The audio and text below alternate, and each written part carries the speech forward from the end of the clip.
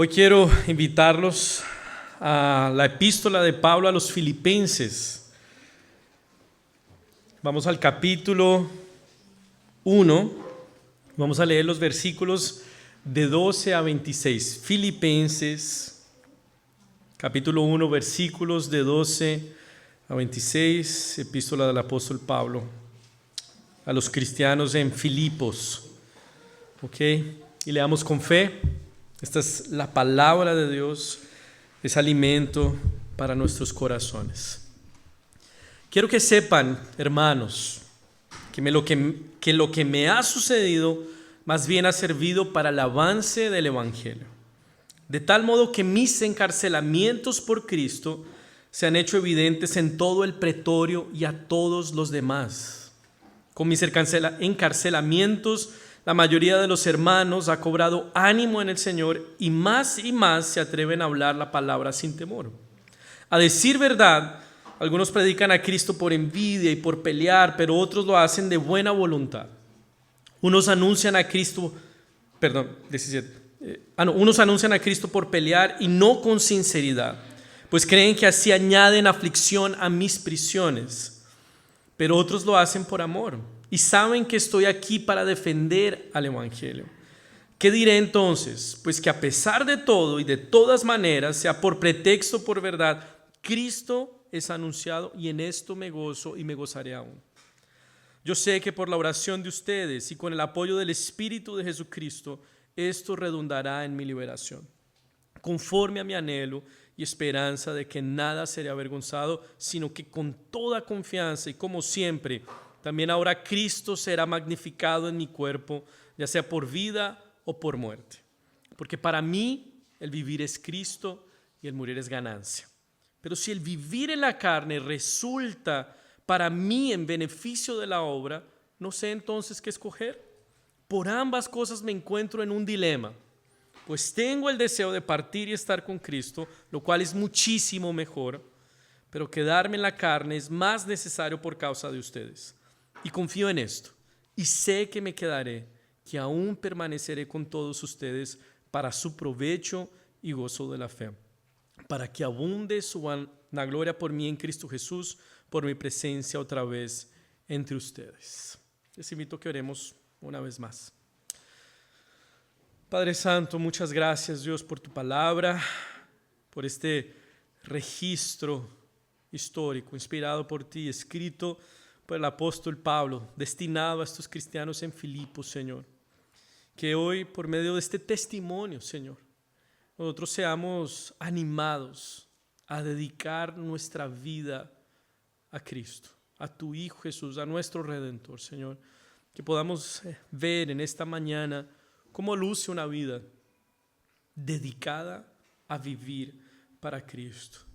Y que en esta exposición, Señor, seamos desafiados a ocupar nuestras vidas en el avance del Evangelio, en la edificación de tu iglesia, para gloria tuya.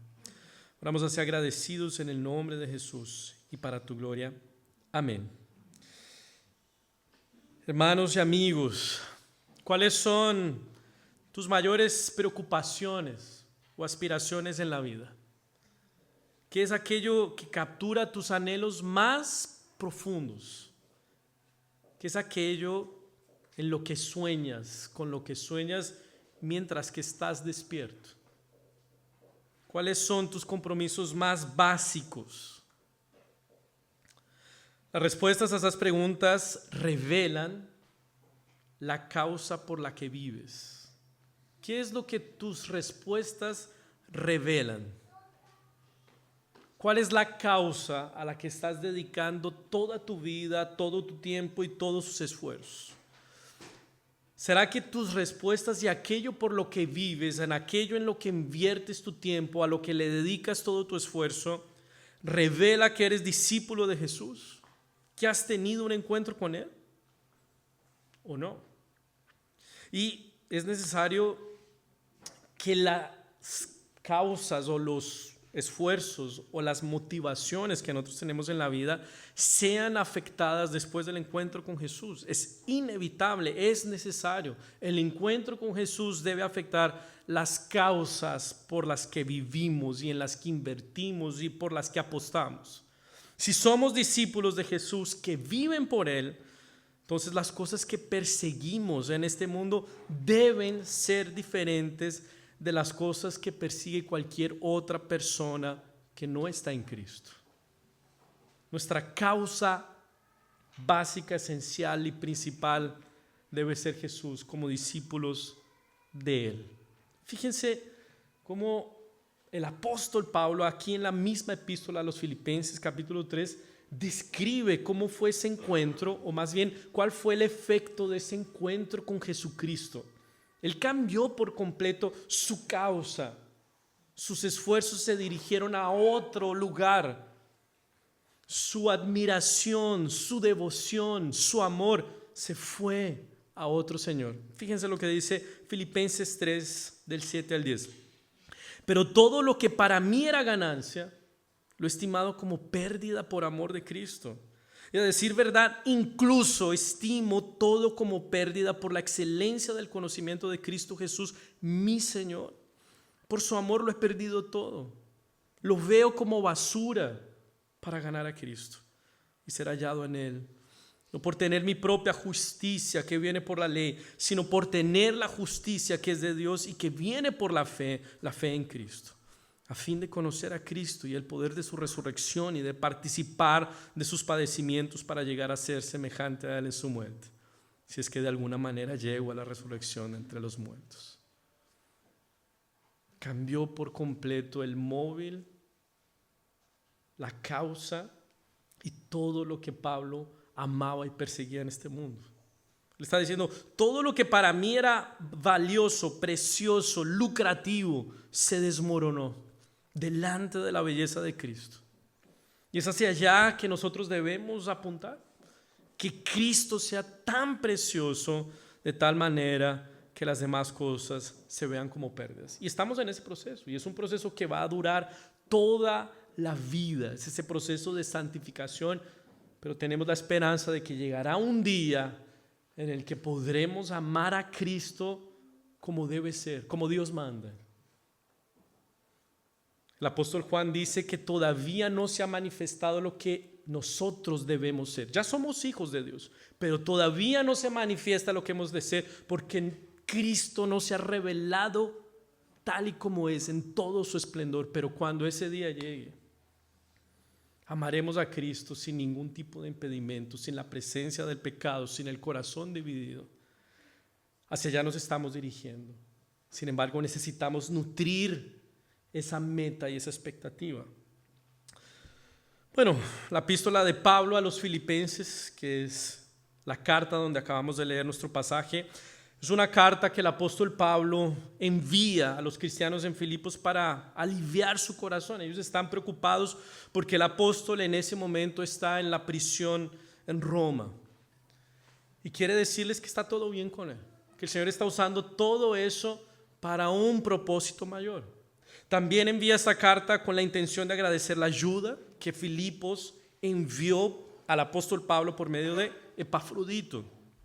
Y también tiene la intención de llamarlos a la unidad y a la humildad, porque habían algunos problemas en algunas relaciones personales dentro de la iglesia. Inclusive en uno de sus capítulos, Pablo llama por nombre propio a dos mujeres para que se pongan de acuerdo y se consideren mutuamente, así como Cristo nos consideró. Bueno, en el pasaje de este mensaje, en el que leímos al principio, Pablo entonces los saluda y resume sus circunstancias personales. Él nos va a decir cómo es que él está. Les dice lo que está viviendo, cómo lo está asumiendo y resume entonces todo eso que él está viviendo en esa famosa frase: para mí el vivir es Cristo. Entonces, si alguien puede enseñarnos cómo luce una vida dedicada a la causa de Cristo, es Él. O sea, si alguien al abrirnos su corazón para revelar cuáles son sus compromisos más básicos, sus anhelos y preocupaciones más profundos, y en todos ellos ver que son para Cristo y vivir para Cristo. Entonces es el apóstol Pablo. Entonces lo que quiero hacer en este mensaje es, por así decirlo, una especie de entrevista al apóstol Pablo. Imaginemos que vamos a esa prisión romana en el que él está capturado en una circunstancia muy difícil, y nos vamos a acercar a Pablo y le vamos a preguntar: Pablo, ¿qué significa eso de vivir para Cristo? ¿Qué quieres decir con eso de que para mí el vivir es Cristo? Pablo, ¿será que nos puedes contar cómo dedicas tu vida a la causa de Cristo? Y necesitamos prestar atención a sus palabras, porque nos daremos cuenta que vivir para Cristo supera la emoción, el romanticismo y las profesiones de que vivimos para Cristo. Esa vida dedicada a Cristo tiene actitudes bien prácticas, y por lo menos el apóstol Pablo nos menciona dos aquí en este texto. Entonces Pablo a esa pregunta nos diría: tengo dos preocupaciones. Hay dos cosas que ocupan mi corazón y mi mente y no puedo dejar de pensar de ellas. Y la primera es el progreso del Evangelio. Fíjense los versículos 12 a 18. Quiero que sepan, hermanos, que lo que me ha sucedido más bien ha servido para el avance del Evangelio. De tal modo que mis encarcelamientos por Cristo se han hecho evidentes en todo el pretorio y a todos los demás. Con mis encarcelamientos la mayoría de los hermanos ha cobrado ánimo en el Señor y más se atreven a hablar la palabra sin temor. A decir verdad, algunos predican a Cristo por envidia y por pelear, pero otros lo hacen de buena voluntad. Unos anuncian a Cristo por pelear y no con sinceridad, pues creen que así añaden aflicción a mis prisiones. Pero otros lo hacen por amor y saben que estoy aquí para defender al Evangelio. ¿Qué diré entonces? Pues que a pesar de todo y de todas maneras, sea por pretexto o por verdad, Cristo es anunciado, y en esto me gozo y me gozaré aún. Entonces recordemos dónde está Pablo. Está en la prisión, en una prisión romana, y además bajo una custodia pretoriana, que era la élite más bien de César. O sea, estaba fuertemente custodiado, y a pesar de esa situación, Pablo les está ofreciendo una nueva perspectiva de su propia adversidad. Y él dice: todo lo que me ha sucedido, inclusive esa prisión romana bajo custodia pretoriana, ha contribuido para el progreso del Evangelio. Entonces Pablo nos diría en su primera respuesta: tengo la preocupación y el anhelo constante de que en toda y cualquier circunstancia el Evangelio, el mensaje de salvación, la obra que Jesús realizó, se abra camino y alcance personas, progrese. Esa es mi preocupación. En toda y cualquier circunstancia estoy pensando, estoy ocupado en cómo el Evangelio puede progresar, abrirse camino y alcanzar personas. O sea, vivimos para Cristo en la medida que nos ocupamos del progreso del Evangelio. Vivimos para Cristo en la medida que nos ocupamos del progreso del Evangelio. Quiero que sepan, hermanos, que lo que me ha sucedido ha servido para el avance del Evangelio. Es de esa manera que los hermanos en Filipos y nosotros mismos necesitamos observar nuestras circunstancias, aunque sean adversas. Y fíjense que esta no fue la única circunstancia adversa para Pablo. Ya es lo suficientemente adversa. Está preso. Aparentemente esto no podría hacer avanzar el Evangelio bajo ninguna condición. Pero esto no fue lo único que pasó con Pablo. Fíjense allá en 1 Corintios 11, 23 a 28, el apóstol Pablo va a hacer un resumen de todo lo que le ha sucedido. Aquí él está simplemente diciendo todo lo que me ha sucedido. Fue bien modesto. Pero allá en 1 Corintios 11 él se extiende y da detalles de todo eso que le ha sucedido y que ha redundado para el progreso del Evangelio. Mis trabajos son más abundantes, mis azotes innumerables, mis encarcelamientos muchos más. Muchas veces he estado en peligro de muerte. 5 veces he recibido de los judíos 39 azotes. 3 veces he sido azotado con varas. 1 vez he sido apedreado. 3 veces he padecido naufragio. 1 noche y 1 día he estado como náufrago en alta mar. Son muchas las veces que he estado de viaje, corriendo peligros de ríos, peligros de ladrones, peligros de mi propia gente, peligros de los no judíos, peligros en la ciudad, peligros en el desierto, peligros en el mar, peligros entre falsos hermanos. He pasado por muchos trabajos y fatigas. Muchas veces me he quedado sin dormir. He sufrido de hambre y de sed. Muchas veces no he comido y he pasado frío y desnudez. Además de todo esto, lo que cada día pesa sobre mí es la preocupación por todas las iglesias. Todo lo que me ha sucedido ha servido para el progreso del evangelio. O sea, si alguien tenía razones para no querer nada y no saber nada, no querer saber nada de evangelizar, hacer progresar el evangelio, era el apóstol Pablo. Pura desgracia por predicar el evangelio. Las 3 veces que él anduvo de barco, las 3 veces naufragó. Azotes, prisiones, torturas, persecuciones, angustia, hambre, desnudez, frío, preocupaciones. Todo ha servido para el progreso del evangelio.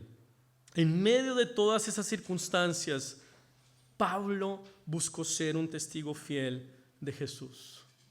Y en esta situación en particular, en la que estamos leyendo aquí en Filipenses, el evangelio estaba abriéndose camino entre los soldados romanos de la guardia pretoriana, que era la élite militar del emperador, como les mencioné. O sea, por causa de la prisión de Pablo, estaban siendo alcanzados los hombres tal vez que estaban en el grupo más cerrado de todo el imperio.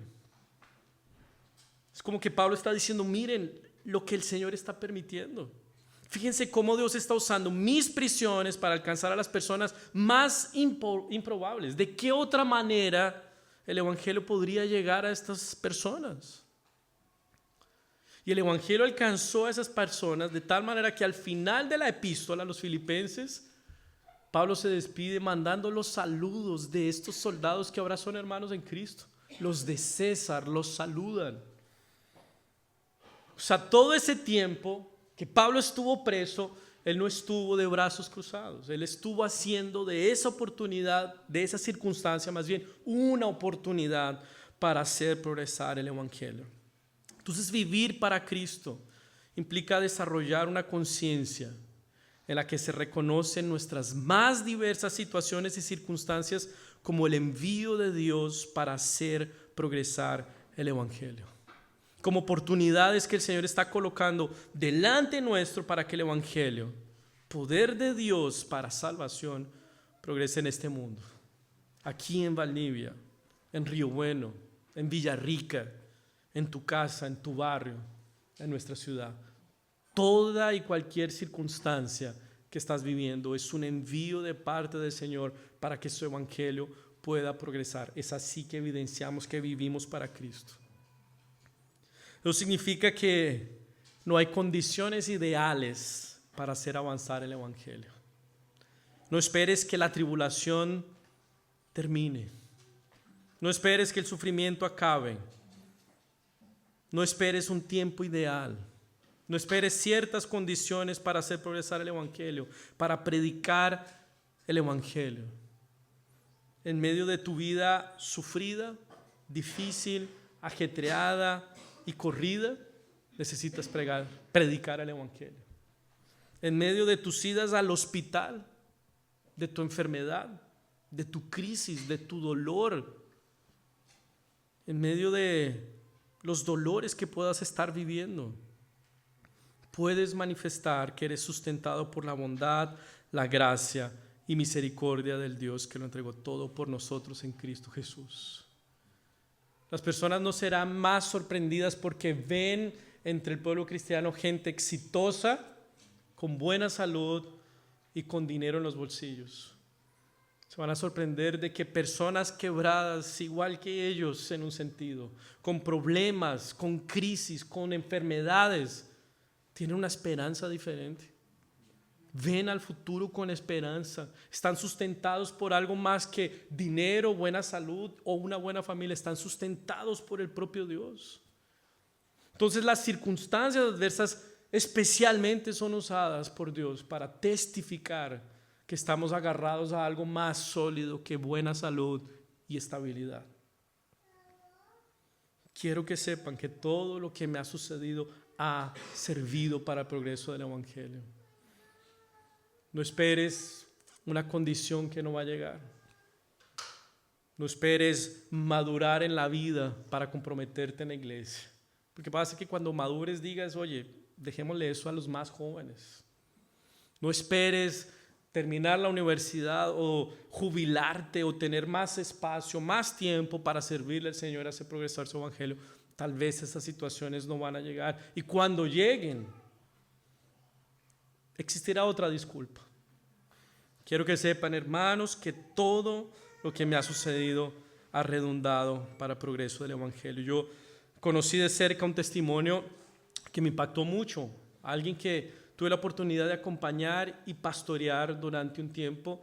Y esta persona llegó al evangelio, comenzó a ser acompañada, era una nueva convertida y por circunstancias ajenas a ella, cosas que pasan en la vida, que son providencia de Dios, ella terminó en un calabozo por un par de días. Y mi preocupación con esta persona era, está recién conociendo al Señor, justo le pasa cuando está conociendo al Señor. Esta persona va a decir, oye, no quiero saber nada más de Cristo, de Jesús, me ha ido pésimo desde que comencé a ir a la iglesia. Y estaba preocupado de que su fe se debilitara, quedara vulnerable por causa de eso. Y lo que me sorprendió es que cuando esta persona salió de la prisión, de ese calabozo en el que estuvo un par de días, y yo hablo con esta persona, lo que me pudo decir fue, necesitamos ir a la prisión a predicar el evangelio. Hay tanta gente allá necesitada de escuchar de Cristo, del evangelio, de las buenas noticias del Señor. Ella hizo de esa circunstancia difícil, adversa, una oportunidad para predicar el evangelio. ¿Y cuál fue el efecto sobre mí, sobre aquellos que escucharon ese testimonio? Que se animaron, comenzaron a preguntarse, ¿y yo qué disculpa tengo para no predicar el evangelio? Y justamente eso fue lo que sucedió en el caso de Pablo. Versículo 13, de tal modo que mis encarcelamientos por Cristo se han hecho evidentes en todo el pretorio y a todos los demás. Con mis encarcelamientos la mayoría de los hermanos ha cobrado ánimo en el Señor. Y más se atreven a hablar la palabra sin temor. El efecto de esa predicación de Pablo, de hacer de cualquier circunstancia una oportunidad para hacer progresar el evangelio, estuvo contagiando a otros hermanos. Y aquí él inclusive se alegra de que el evangelio esté siendo predicado inclusive por gente inescrupulosa, gente que tiene motivaciones equivocadas. Fíjense, a decir verdad, algunos predican a Cristo por envidia, por pelear, pero otros lo hacen de buena voluntad. Unos anuncian a Cristo por pelear y no con sinceridad, pues creen que así añaden aflicción a mis prisiones. Y aquí hay que aclarar alguna cosa con este texto, porque este texto ha sido usado para justificar esas iglesias que son más o menos dudosas, que tienen motivaciones ambiguas o que predican herejías y dicen, no, pero están ganando almas, están hablando de Jesús. Este no es un texto para defender ese tipo de iglesias que están anunciando un mensaje hereje, que están predicando con motivaciones equivocadas, pero están haciendo la pega. Es decir, como del político, oye, roba, pero hace. La misma cosa. Pablo no se está alegrando porque hay gente que está diciendo cualquier cosa y están llegando personas a la fe. No, el problema no es de mensaje, el problema es de motivaciones. El mensaje es correcto.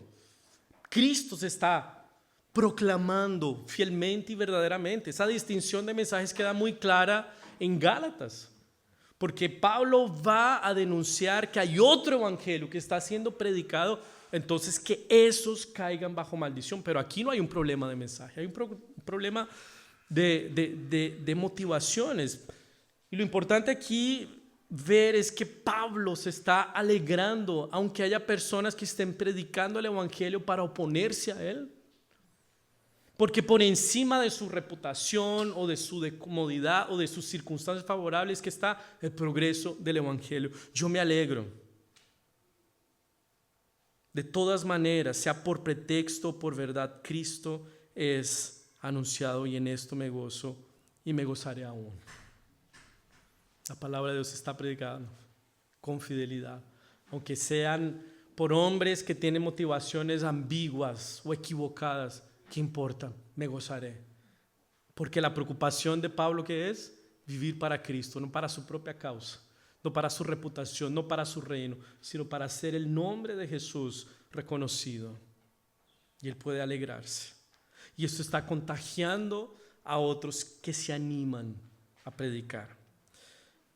Entonces también no subestimes el pequeño esfuerzo que realizas en hacer progresar el evangelio, porque este puede producir un efecto enorme en la vida de otros hermanos. Puede animarlos a compartir su fe, puede contagiarlos, puede crear un movimiento del evangelio. Es más, llama a otros hermanos a tu junta con amigos que no conocen al Señor.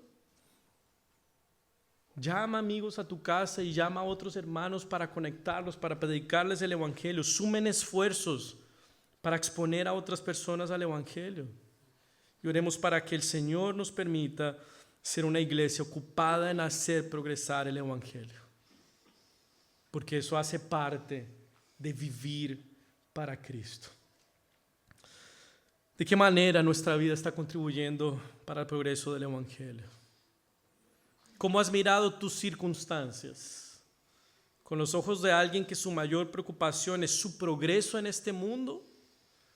¿Con los ojos de alguien que vive para Cristo? Pensar, anhelar y preocuparse por el progreso del evangelio es una marca de quien vive para Cristo. Esa sería la primera respuesta que Pablo nos diría. Me importa, me interesa y estoy ocupado en el progreso del evangelio. Hago de toda y cualquier circunstancia una oportunidad para hacer avanzar el evangelio. Pero tengo algo más en mente. Hay algo que no me deja tranquilo y que estoy pensando constantemente. Y aquí viene la segunda respuesta de Pablo, versículos 22 a 26. Pero si el vivir en la carne resulta para mí en beneficio de la obra, no sé entonces qué escoger. Por ambas cosas me encuentro en un dilema, pues tengo el deseo de partir y estar con Cristo, lo cual es muchísimo mejor, pero quedarme en la carne es más necesario por causa de ustedes. Y confío en esto y sé que me quedaré, que aún permaneceré con todos ustedes para su provecho y gozo de la fe. ¿Qué es lo que Pablo está respondiendo? ¿Cuál es la segunda preocupación, anhelo, aspiración y compromiso que mueve el corazón de Pablo como alguien que vive su vida dedicada a Cristo? Edificación de la iglesia. A tal punto que el dilema de Pablo, fíjense en el dilema de Pablo, que es un caso hipotético. Es si yo puedo decidir si me voy con Cristo, me quedo. Irse con Cristo es muchísimo mejor, pero por causa de su progreso en la fe, por causa de su edificación, yo me quedo. Me interesa la edificación de la iglesia.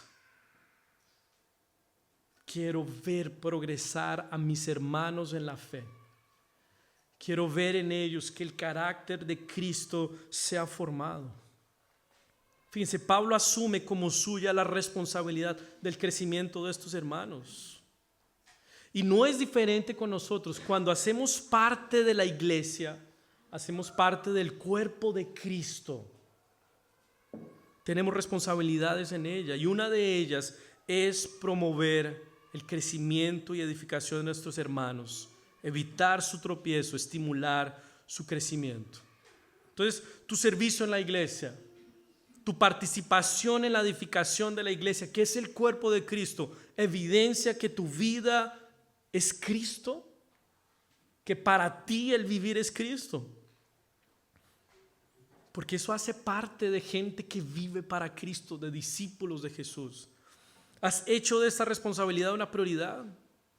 De verdad nos hemos dedicado a buscar el progreso espiritual de nuestros hermanos, los hemos acompañado en oración, hemos leído la palabra de Dios con ellos, hemos sido hermanos en la fe, compañeros en el evangelio de aquellos que están aquí.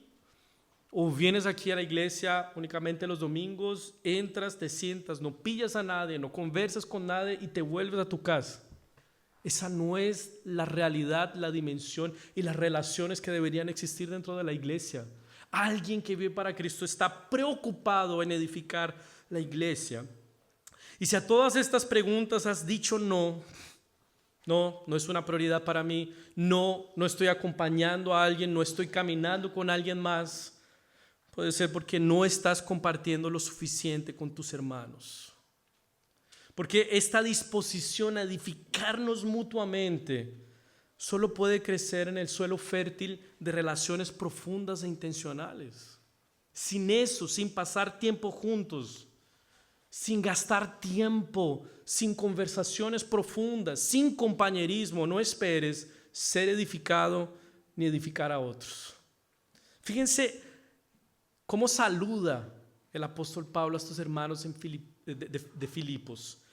Versículos 3 al 8. Presten atención a esas palabras porque ellas no marcan ninguna distancia entre el apóstol y el pueblo de Filipos. Él se está dirigiendo a amigos a los que anhela ver, de los que siente falta, por los que ora.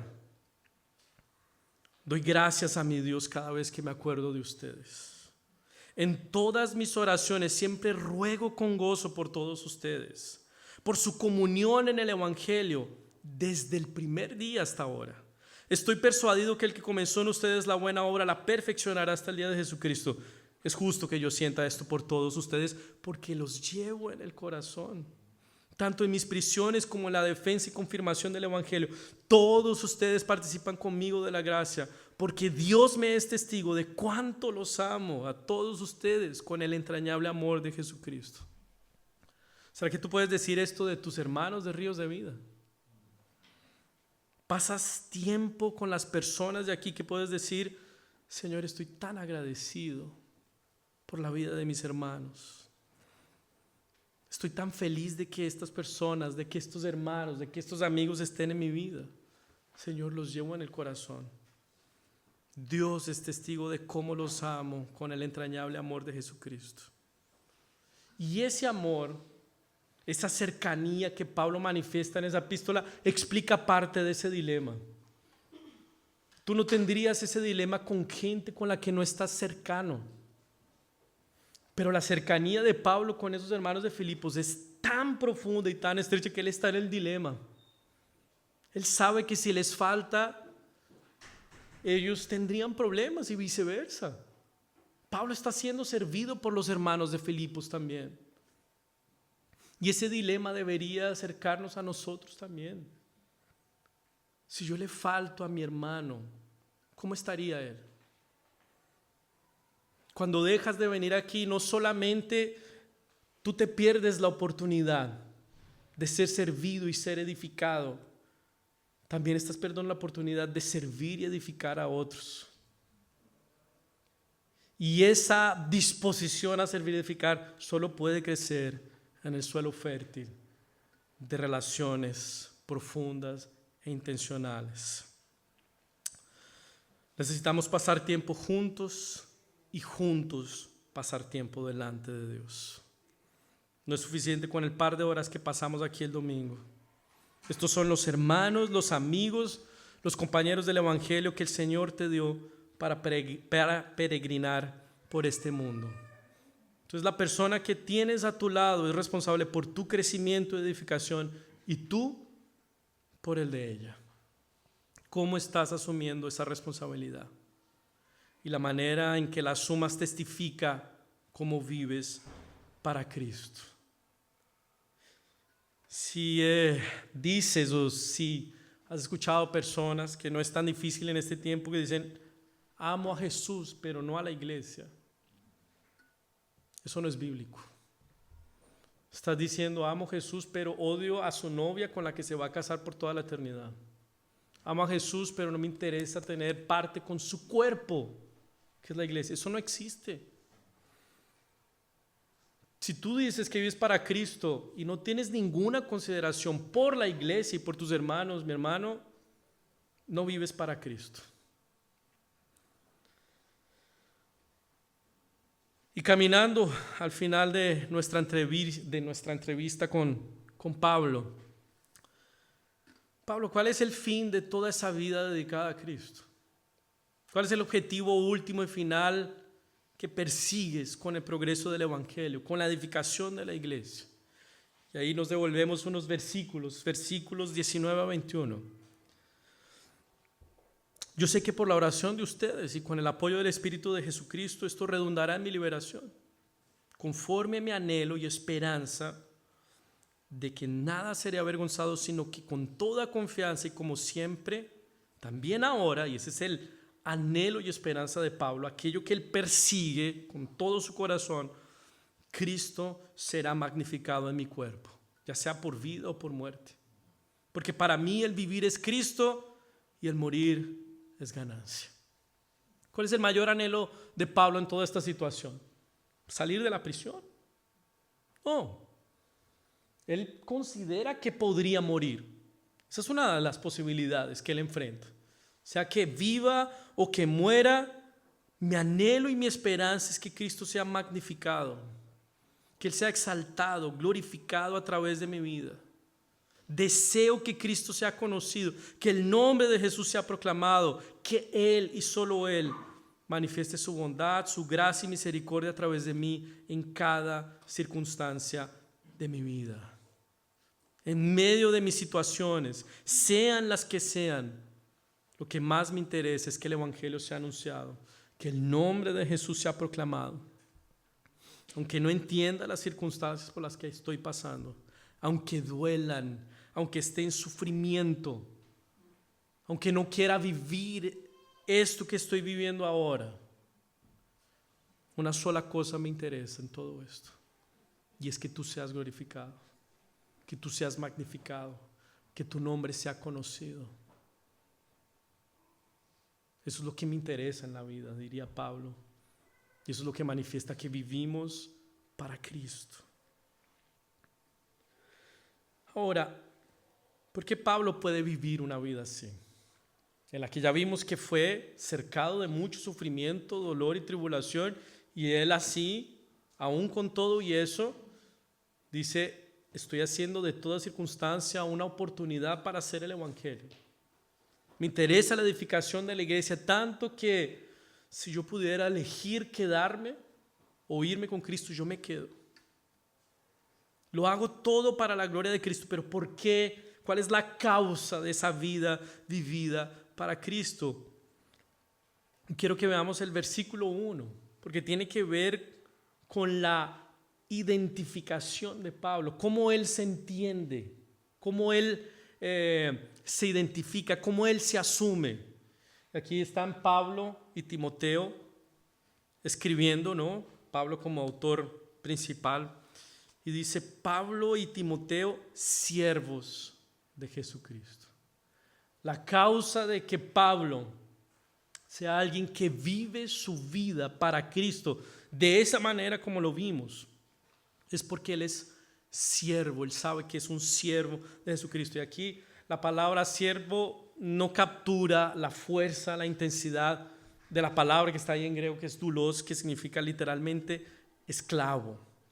Ahora, cuando escuchamos esclavos, podríamos entender esa palabra bajo nuestras denominaciones modernas, ¿no? De alguien amarrado, alguien torturado, explotado, abusado. Pero no es eso lo que a la palabra nos remete ahí. La palabra tiene que ver con la relación que alguien tiene con su Señor, de obediencia fiel, absoluta y total. O sea, Pablo está diciendo: yo soy alguien que obedece fiel, absoluta y totalmente a su Señor, a Cristo. Y esta es la identidad que cada uno de nosotros como cristianos debe asumir. Somos siervos, somos esclavos de Cristo. O sea, Pablo está diciendo: soy de Jesús, Él es mi Señor, Él me compró, Él me rescató, Él me sacó de la esclavitud del pecado y la condenación. y me tomó como suyo. Ahora soy suyo, soy su esclavo, pero no para la explotación, no para el abuso, sino para la libertad y el gozo, para el amor y el cuidado. Y soy suyo porque Él ya se hizo mi siervo cuando vino. Él vino a ser servido. Él no vino a ser servido, Él vino a servir y a dar su vida en rescate por muchos. O sea, la única razón por la que podemos ser siervos de Cristo, más bien, la única razón por la que podemos vivir para Cristo, entonces no es por algo que nosotros hacemos, es por algo que el propio Dios hace por nosotros. Y lo que hizo por nosotros es escandaloso. Él se hizo siervo para servirte. Porque Él mismo es la materialización del Evangelio. Él es el único Señor que se da por sus siervos. Ningún otro Señor hará eso, de darse por sus siervos. Pablo está diciendo, soy de Él, vivo para Él. Ningún esfuerzo de mi parte se igualará a todo lo que el Salvador hizo por mí. Entonces, sin tener a Jesús como tu siervo redentor, no puedes ser tú siervo del Redentor. No es algo ni siquiera que tú conquistas, diciendo, soy tu siervo, Señor, aquí estoy. Es algo que el Señor hace contigo. Yo te sirvo a ti, en mi obra, en mi vida, en mi muerte, en mi resurrección, para que tú seas mío por la eternidad. Él es un Señor bueno. Ningún otro Señor te va a tratar como el Señor Jesús. Los demás te van a explotar, te van a quitar, te van a esclavizar y te van a condenar. Solo el Señor Jesucristo, el Kyrios, el Señor del universo, te entregará su vida, te entregará su reino, te entregará su Padre y te llevará a vivir con Él por toda la eternidad. Por eso es que Pablo puede decir, soy siervo, porque Él me sirvió primero. Y quiero ser testigo de ese evangelio. Quiero edificar a los que hacen parte de ese reino.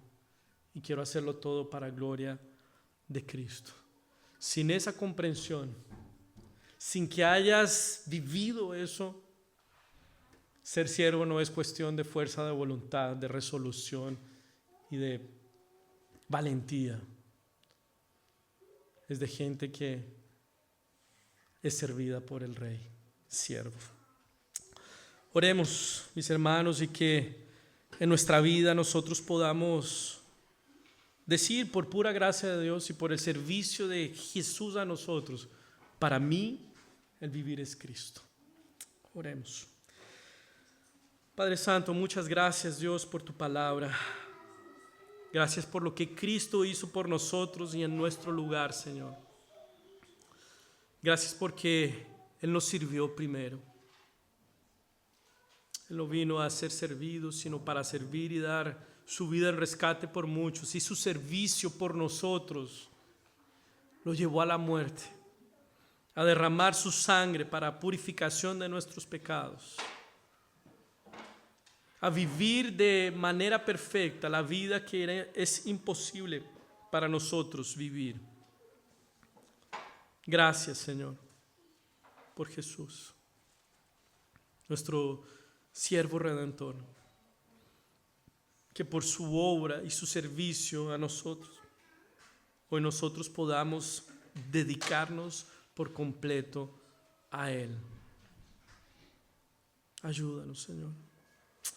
Permítenos ser una iglesia preocupada en el progreso del Evangelio.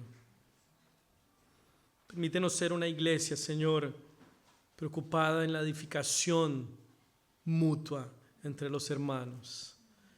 Permítenos ser una iglesia que busque la gloria del Redentor, de Cristo. Ayúdanos, Señor. Sin tu gracia, sin tu intervención no podríamos. Pero gracias, Señor, porque Eres tú quien nos sostiene, eres tú quien nos mantiene, Señor. Eres tú y no nosotros quien nos da la capacidad de vivir para Cristo.